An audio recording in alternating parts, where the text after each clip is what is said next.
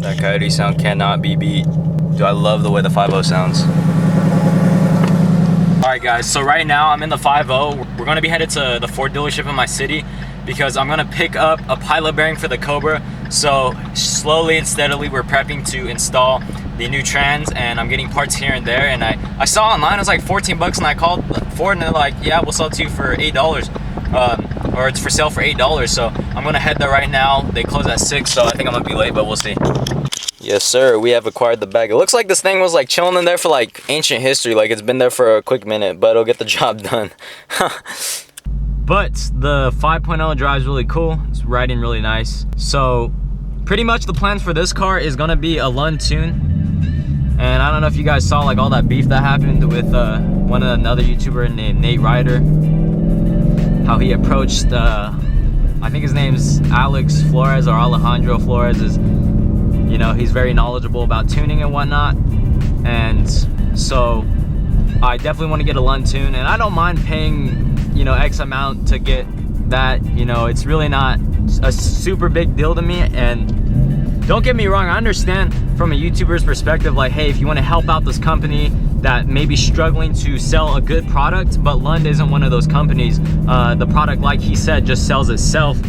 And that's what I'm going to be doing, is buying the Lund tune and running the flex fuel on top of it as well. Now for the Cobra, like I said, the guy I'm waiting on hasn't called me yet, so I'm legit just waiting on that. So we will see.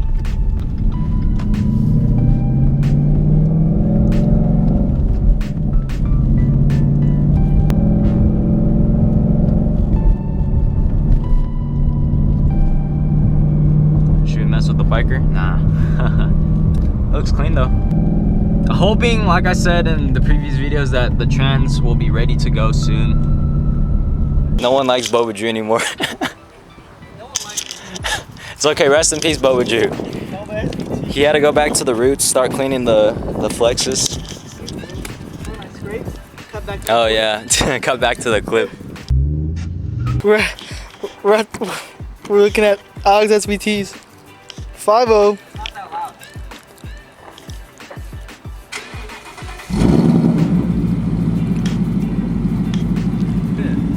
Hey, look at this. Fresh paint trick. Where? Actually got all dirty on the back. I'm just kidding, I did a spray wax on it. With the McGuire's. I'll link that in the Amazon link down below. Go purchase it. Helps me out. In his hair.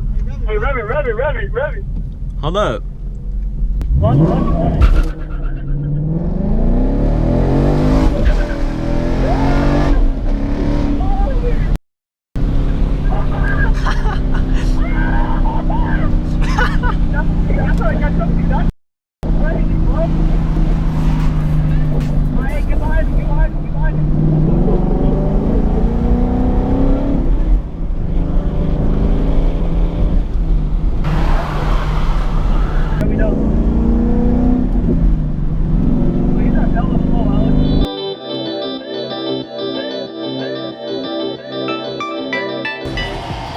$91.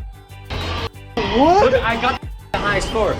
How'd you get 91? I was balling. Did you see me? I was like, that was tough to watch, Drew. I'll be honest with you. What?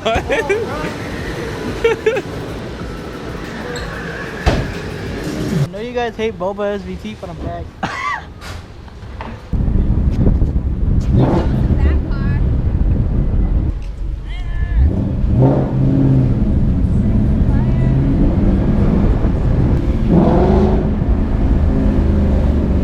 For the vlog.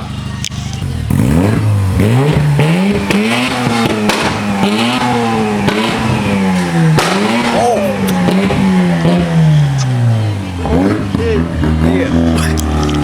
The following Thursday. What's What's up, guys? So in today's video, based on the title, we're going to be installing a cold air intake on the 5.0. Now, it did come with a cold air intake, but we had to revert to stock for smog purposes and whatnot. And I'm not going to blabber on, but initially I thought that could have been an issue towards the lean code, but it in fact wasn't. So today we're going to be reinstalling most of the parts that make a difference. You know, it's not like it adds extra, I don't know, 30 horsepower, but obviously it's gonna make it breathe better and whatnot. Obviously, I need to get it tuned with it to work even better and maximize power, but we're gonna be installing the flex fuel kit too, so we can run E85 and the intake, and we'll see if we get like any gains. More than anything, I just want it to breathe better, and yeah.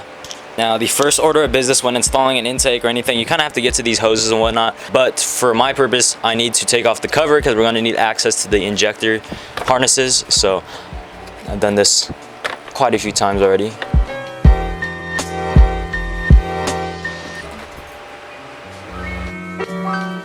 A cold air intake is pretty straightforward for the most part. It's really not that difficult. You got a bolt right here, a 10mm, but this is a Steeda intake, which is supposed to be pretty good for the most part. They sell a plethora of intakes for 5.0s and just any car in general. Now it does have the insert inside, so the MAF sensor doesn't get thrown off, which is good because we are not tuned, which soon to be. It's a pretty straightforward install, nothing too major. Like, anyone can do this with simple hand tools. Okay, and you attach these clamps. This is where the MAF sensor is, that's where the insert is. You're gonna connect these right here, pretty straightforward. The hose clamps, make sure they're fully enclosed. You just wanna make sure it's sealed correctly around everything and there's no vacuum leaks or anything of that nature. So I believe this is a 7 or 8mm, I'll verify right now. We had the fittings that they were given to you by Steeda. This is an intake that I was not. It came with the car. This one goes straight in as well. Perfect. This one you're gonna need some sort of pliers. Alright guys, so we just finished up with the intake install and installing back the flex fuel. Long story short, I had to take everything off for a little bit. So we're gonna start it up. Everything looks like it should be in place. Got the harness right here, so we'll go to the ProFlex app. We'll see how much ethanol. I'm assuming it's probably like normal range, nothing crazy.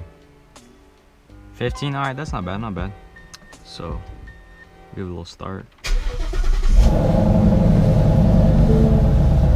15, fluctuating. So this app is really cool now.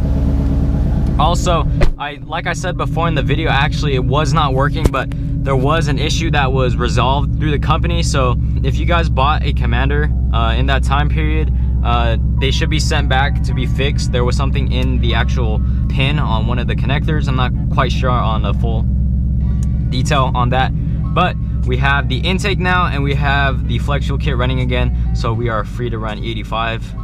Just to hear a little bit the intake. Yeah, you can hear it a lot more now, which is crazy. I forgot how loud it was.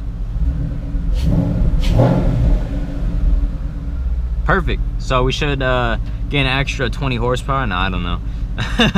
So we will see, but it's cool. Everything's running functional now and I'm excited. So yeah, we got all the mods that we can as of now. Lund tune coming soon, and yeah.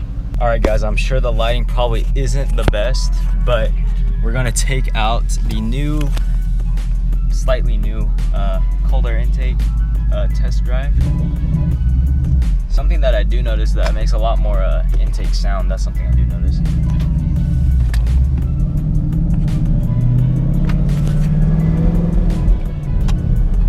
Nothing crazy off the bat. It does make a nice whistle though, if you guys can hear that. I mean, yes, it is more. It is smoother airflow, because if you look at the stock intake, it's a lot restrictive because it has a lot of grooves in it. So smooth air is obviously better. It flows easier, and you know, I think that it probably makes a slight difference. We'll open her up a little bit on this road.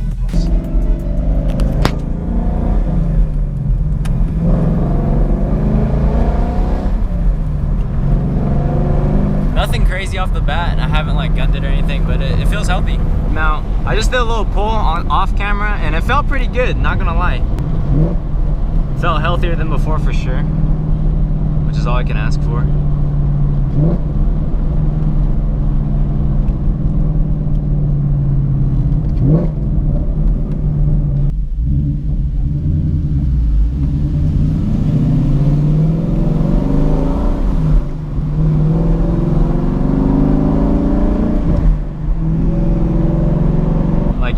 whistle. Sounds cool.